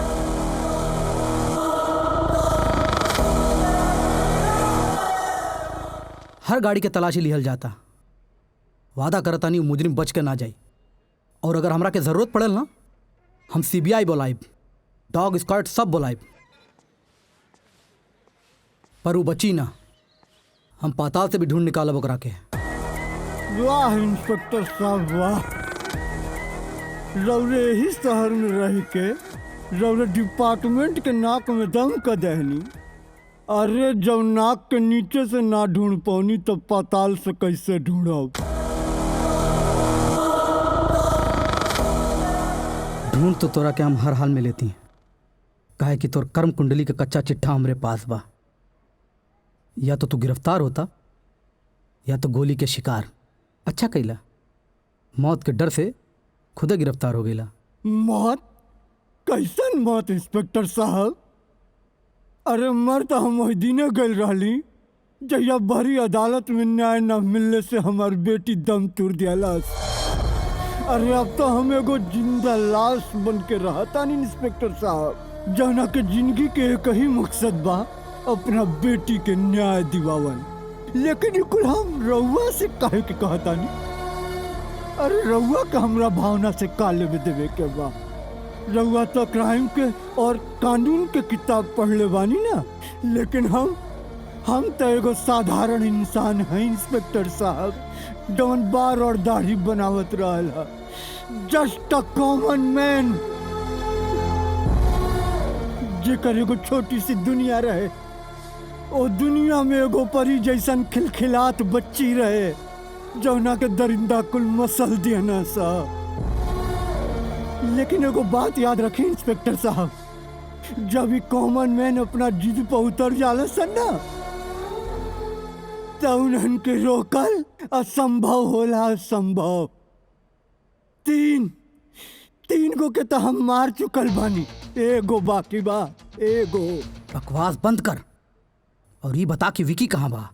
विकी कहाँ बा हम अभी ना बताइब इंस्पेक्टर साहब, बल्कि ओकरा के अदालत में पेश करब ताकि सच के चेहरा पे पड़ल झूठ के पर्दा उठ सके और हमरा बेटी के न्याय मिल सके। न्याय मिल सके। हम चाहती ना तोहरा के अब्बे गोली मार देती, काहे कि हमरा सरकार की तरफ से आदेश बा, लेकिन हम ऐसा ना करब। काहे कि हमू चाहता नहीं मुजरिम के सजा मिले। यही खातिर हम तोरा के कोर्ट जरूर ले जाए।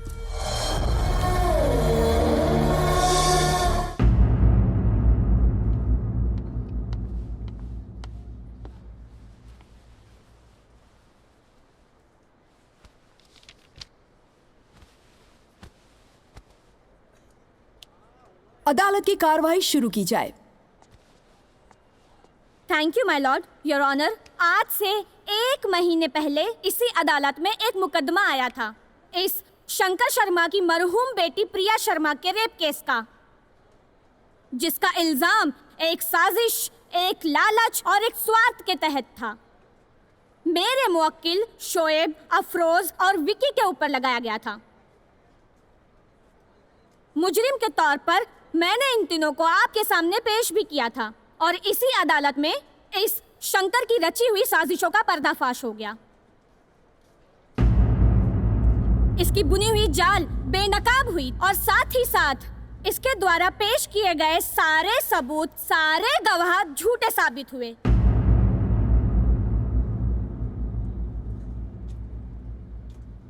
जिसके बाद हमारे तीनों मौकिलों को आपने ही बाइज्जत बरी कर दिया था। लेकिन ये लालची इंसान, पैसे का भूखा इंसान, जब इसे पैसे नहीं मिले तो ये बौखला गया और मेरे तीनों मौकिलों को बड़े ही शातिराना अंदाज में धोखे से बुलाकर इनका अपहरण किया। शोएब और अफरोज को बहुत ही बेरहमी से मौत के घाट उतार दिया और हमारा तीसरा मुवक्किल जैसे तैसे करके इस खूंखार इंसान के हाथों से बाहर निकला और सीधे जाकर पुलिस स्टेशन में इसके खिलाफ कंप्लेंट दर्ज की। तब जाकर यह इंसान यहाँ गिरफ्तार होकर आया है। माय लॉर्ड, कटघरे में खड़े इस इंसान को गौर से देखिए। शक्ल से बूढ़ा और पैर से अपाहिज दिखने वाला ये इंसान के दिल में किसी के लिए रहम नहीं है। इसके हाथों से मरने वाले लोग में से कोई नेता बनता, देश की सेवा करता, कोई डॉक्टर बनता, समाज की सेवा करता, लेकिन नहीं। और तो और इसने हमारे ईमानदार और दिलेरी के साथ ड्यूटी करने वाले ऑफिसर को भी नहीं बख्शा, उनकी भी गला काटकर हत्या कर दी। योर ऑनर, इसने आपकी अदालत, आपके दिए हुए फैसले और इस देश के कानून को तोड़ा है और इस कानून व्यवस्था की धज्जियां उड़ा दी, मानवता को शर्मसार कर दिया है। बड़ी ही बेरहमी और दरिंदगी से इस इंसान ने 3 लोगों का कत्ल कर दिया है। मैं अदालत से दरख्वास्त करूंगी कि ऐसे खूंखार इंसान पर बिना कोई रहम करते हुए इसे सीधे सीधे फांसी के फंदे पर पहुंचाया जाए। That's all, my lord.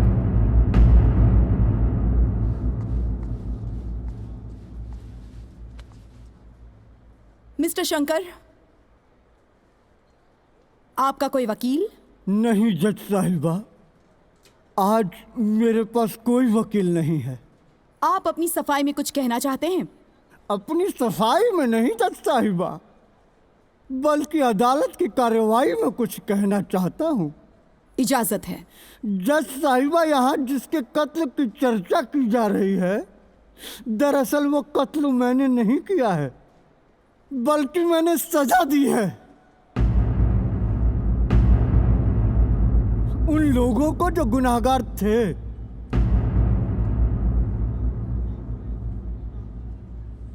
क्योंकि अदालत को इंसाफ नहीं करने दिया गया। सारे सबूतों, सारे गवाहों को तोड़ मरोड़ के आपके सामने पेश कर दिया गया।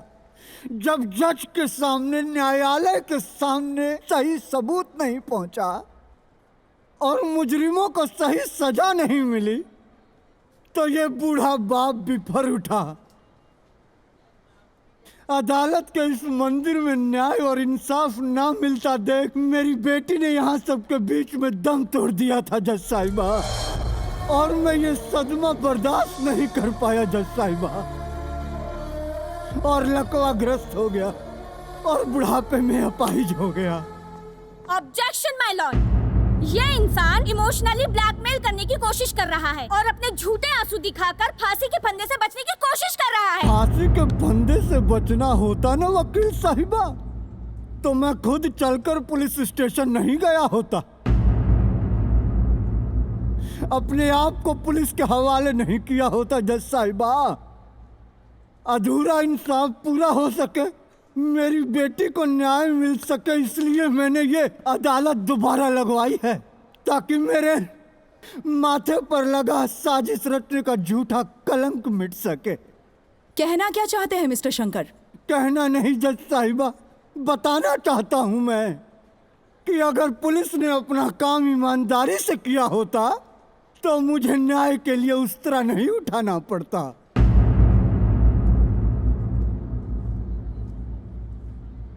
और जज साहिबा, मैं चाहता तो इसको भी मार देता,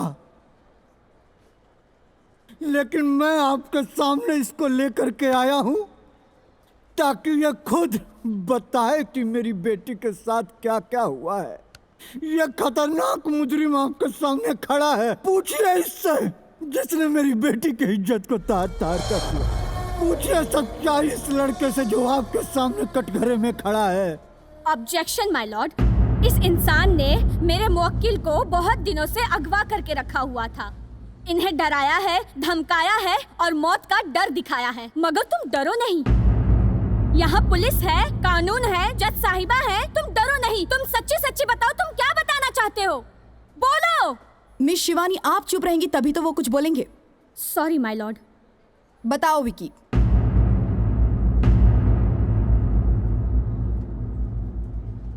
क्या कहना चाहते हो? जो भी है सच सच बताओ।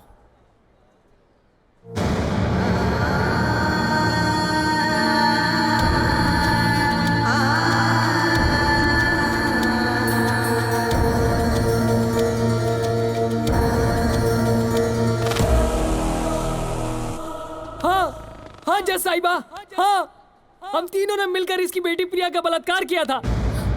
शोएब और अफरोज के साथ मैं भी शामिल था।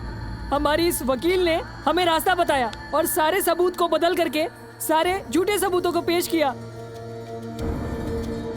और सूरज के घर वालों को अगवा करके उसे झूठ बोलने पर मजबूर कर दिया। मैं अपना गुनाह कबूल करता हूँ जज साहिबा। हम तीनों ने मिलकर इसकी बेटी के साथ बहुत ही घिनौना अपराध किया है। इसकी बेटी की मौत का कारण भी हम ही लोग हैं जज साहिबा, हम ही लोग हैं।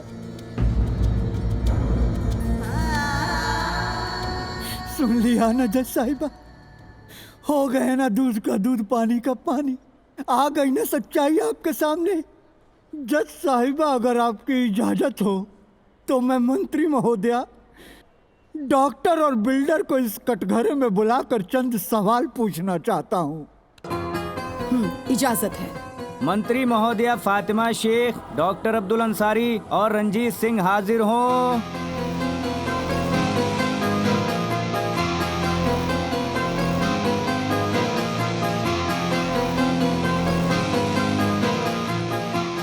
हाँ तो मंत्री साहिबा, मेरा पहला सवाल आपसे है। आपने जब मंत्री पद के लिए शपथ ली थी तो क्या कसम खाई थी कि मैं देश के संविधान की रक्षा पूरे ईमानदारी और सच्चाई से करूंगी? ये रक्षा किया है आपने, ये रक्षा किया है जज साहिबा इन्होंने। इनके बेटे ने मेरी बेटी के साथ हैवानियत और दरिंदगी भरा बलात्कार किया। उसे सजा दिलाने के बजाय ये उसे बचाने में लग गई। अपने पद और प्रतिष्ठा का रौब दिखाकर सारे सबूत बदल दिए। गवाहों को डरा धमका करके आपके इस अदालत में पेश किया गया जज साहिबा। अरे ये तो एक बेटी थी। एक बेटी होकर एक बेटी को न्याय दिलाने की बजाय अपने पावर का गलत इस्तेमाल करके इस अदालत को गुमराह किया और अदालत को इंसाफ नहीं करने दिया गया जज साहिबा। आखिर ऐसा क्यों किया जज साहिबा? पूछिए ऐसा क्यों किया? और ये डॉक्टर को तो भगवान का दूसरा रूप कहा जाता है, लेकिन इस डॉक्टर ने क्या किया? मेरी बेटी का मेडिकल रिपोर्ट बदलवा दिया। विश्वास के साथ विश्वासघात किया है इन्होंने। चिकित्सा जैसे भरोसे को बदनाम किया है इस डॉक्टर ने जज साहिबा। आखिर क्यों किया है इसने ऐसा? इस भरी अदालत में मैं ये सवाल पूछता हूँ, बताइए ऐसा क्यों किया? और ये बिल्डर जज साहिबा, अरे सरकार ने इनको लाइसेंस दिया है लोगों का घर बनाने और बसाने के लिए, लेकिन इसने क्या किया? अपने बेटे को बचाने के लिए मेरी बेटी की दुनिया उजाड़ दी, मेरी दुनिया उजाड़ दी। आखिर क्यों जज साहिबा, क्यों? और ये वकील साहिबा, गौर से देखिए इनको। मेरी बेटी के और इनके उम्र में कोई ज्यादा फर्क नहीं है, लेकिन इन्होंने क्या किया? एक दुखियारी लाचार मेरी बेटी को इंसाफ दिलाने के बजाय कोर्ट के सारे सबूतों को फेर बदल के आपके सामने पेश कर दिया। आखिर क्यों? चंद रुपयों के लिए? चंद रुपयों के लिए इन्होंने अपना ईमान बेच दिया। ये हिंदुस्तान की बेटी नहीं हो सकती, ये हिंदुस्तानी बेटी नहीं हो सकती जज साहिबा। मेरी बेटी थी हिंदुस्तानी बेटी और मैं हूं उसका हिंदुस्तानी पिता, जो अपनी बेटी को न्याय दिलाने के लिए, इंसाफ दिलाने के लिए इस अपाहिज शरीर के साथ निकल पड़ा। जाइए, निकलिए यहाँ से, जाइए मेरे सामने से, जाइए।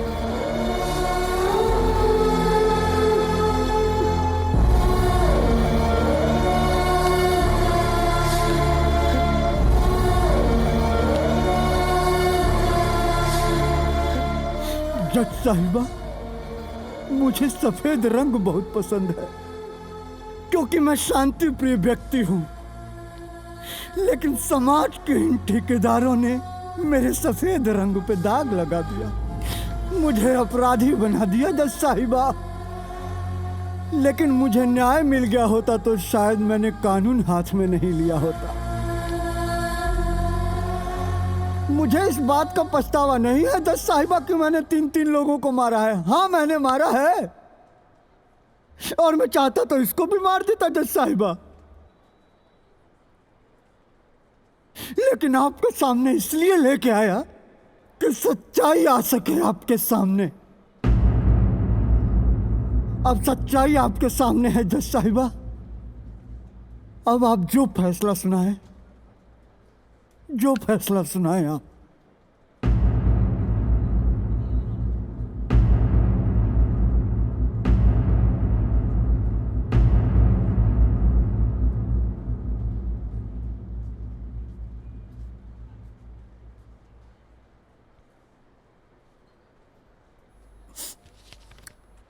कोई कहीं नहीं जाएगा, जो जहां है वहीं बैठा रहे। अदालत अपना फैसला 2 मिनट बाद सुनाएगी।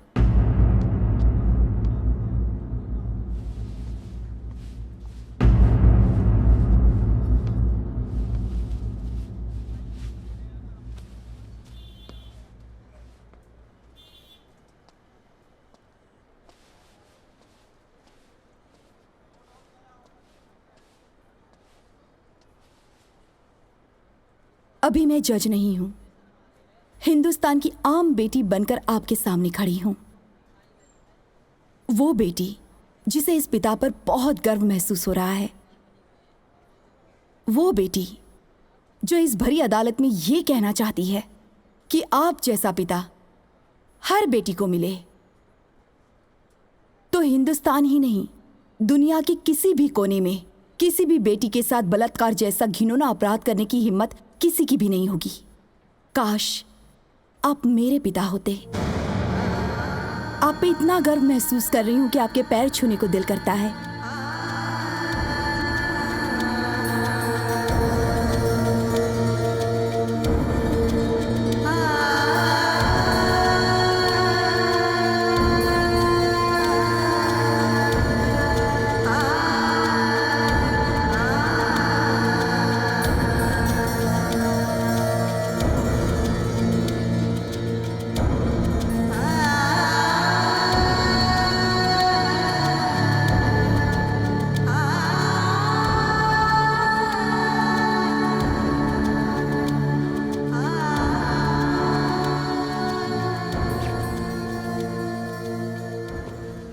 लो जी, मैं वापस जज बन गई। सारे गवाह सबूत देख सुन लिए और अब मैं अपना फैसला सुनाऊंगी।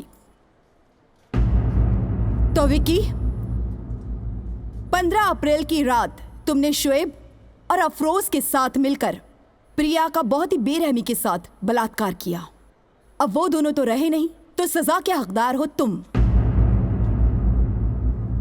लेकिन तुमसे पहले सजा के हकदार हैं ये लोग जिन्होंने सबूतों के साथ छेड़खानी की और अदालत को कलंकित करने की कोशिश की। सबसे पहले फातिमा शेख, जिसने अपनी पद प्रतिष्ठा का बिल्कुल ही नाजायज फायदा उठाया और कोर्ट को गुमराह करने की कोशिश की। तो इसीलिए अदालत इनसे इनका पद छीनकर कभी कोई चुनाव न लड़ने की सजा सुनाती है। साथ ही साथ अदालत हुक्म देती है कि फातिमा शेख को हिरासत में लिया जाए। डॉक्टर अंसारी, आपका भी मेडिकल लाइसेंस रद्द किया जाता है और आपको भी पुलिस हिरासत में भेजा जाता है। बिल्डर रंजीत सिंह के सारे अकाउंट्स और प्रॉपर्टी सील करके इनका भी कंस्ट्रक्शन का लाइसेंस रद्द किया जाता है और इन्हें भी हिरासत में भेजा जाता है। एडवोकेट शिवानी सिन्हा, जिन्होंने सबूतों के साथ छेड़खानी की, न्याय और अदालत को गुमराह करने की कोशिश की, ऐसे वकील को कोई हक नहीं है कि वो कानून की लड़ाई लड़े। इसीलिए इनका लाइसेंस रद्द किया जाता है और इन्हें इनके पद से पदमुक्त किया जाता है। मिस्टर शंकर, आपने जो किया वो गैर कानूनी था, लेकिन अगर कानून ने अपना काम ईमानदारी से किया होता तो आपको कानून हाथ में लेने की जरूरत नहीं पड़ती। क्योंकि आपने गुनाह किया है, सजा तो आपको जरूर मिलेगी, लेकिन मैं कोशिश करूंगी कि आपको कम से कम सजा मिले। तब तक के लिए आपको हिरासत में भेजा जाता है। मिस्टर विकी वल्द रंजीत सिंह, आपको फांसी की सजा सुनाई जाती है। ये फांसी सुबह 5 बजे दी जाए और सारे न्यूज चैनल पर लाइव दिखाई जाए, ताकि हिंदुस्तान में कभी कोई किसी लड़की के साथ रेप जैसी घिनौनी वारदात को अंजाम ना दे।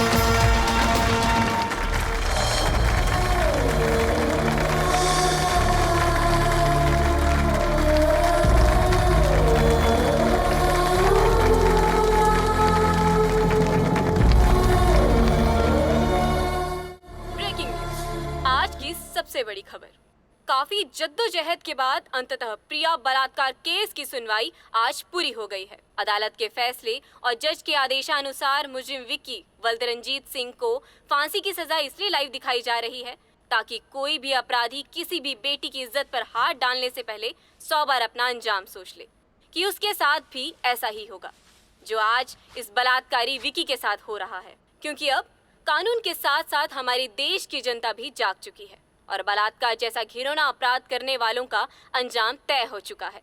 ऐसे गुनाह करने वालों को यही सजा मिलनी चाहिए। ये गुनाह करने वाले ये क्यों नहीं सोचते कि इनके घर भी माँ है, बेटी है, बहन है।